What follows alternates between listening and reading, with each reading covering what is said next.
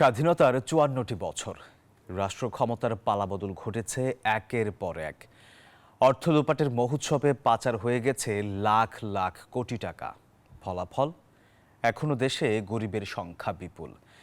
উন্নয়নের সমান ভাগিদার হতে পারেনি প্রান্তিক জনগোষ্ঠী।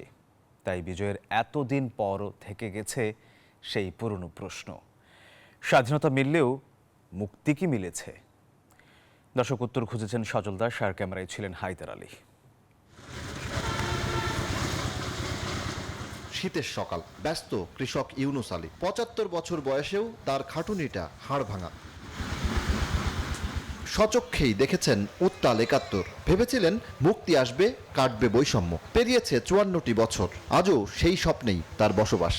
মহাজনরা নিয়ে কিলে কিলে গরজ ধরে, কৃষকের পয়সা পায় না, পয়সা পায় মহাজনরা। অমুক দল আসবো, অমুক দল খাইবো, অমুক দল আসবো, অমুক দল খাইবো। কৃষকের শান্তি আর হবে না। ২০ বছর ধরে এই ঝুপড়ি চান মিয়া দম্পতির সম্বল। জীবনযুদ্ধে আয় ব্যয়ের হিসাব তাদের অন্তহীন। যে অঙ্ক মেলানো বড্ড দায়। টাকা হলে অনেক দাম দেয় মানুষ, টাকা না থাকলে তার দাম নাই। আমি তো চাই আমি ২০ তলা বাড়ি করুম, ২টা কারখানা করুম, অম করুম, তরুম করুম। এই স্বপ্ন তো আমাদের হবে না। সড়ক পাকা হয়েছে, কৃষিতে ঢুকেছে যন্ত্র। গ্রামীণ জনপদে কংক্রিটের ভবন এখন আচমকা নয়। কিন্তু দারিদ্র্য, বেকারত্ব, ন্যায় বিচার, আইনের শাসন, এসব ক্ষেত্রে আজও সেই তলানিতে প্রাণের বাংলাদেশ। যে অর্থনৈতিক যে একটা কঠিন অবস্থা, সেটা তো গতবারও ছিল, এখনো আছে। কিন্তু ডিফারেন্ট হলো এটা নিয়ে আপনি খোলাখুলি এখন কথা বলতে পারছেন।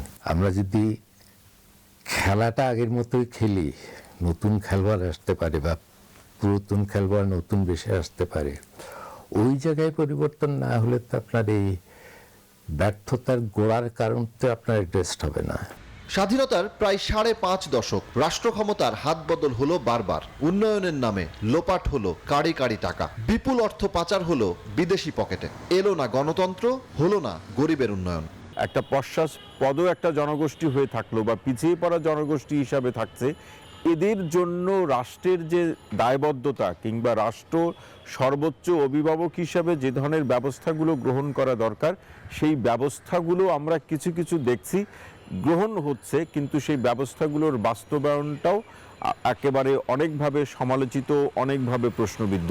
রাজা আসে, রাজা যায়, কুর্সিতে বসে নতুন কেউ, তবুও কাটে না মানুষের নাভিশ্বাস। বিজ্ঞজনেরা বলেন, দেশের স্বাধীনতা মৌলিক পরিবর্তন আনতে পেরেছে সামান্যই। মেট্রো রেল, এলিভেটেড এক্সপ্রেসওয়ে কিংবা এই ধরনের প্রশস্ত সড়ক বাংলাদেশের অবকাঠামো উন্নয়নের ইতিবাচক প্রমাণ। কিন্তু দুর্নীতির কালো হাত এই সব উন্নয়নের সুফল খুব একটা সাধারণ মানুষের কাছে পৌঁছতে দেয়নি। স্বাধীনতার এত বছর পরে এসেও বলতে হচ্ছে বৈষম্যের কথা। এখন সময় এসেছে এই পরিস্থিতি পরিবর্তনের, এসব উন্নয়নের সুফল সাধারণ মানুষের ঘরে পৌঁছানোর। সজল দাস, নিউজ 24, ঢাকা।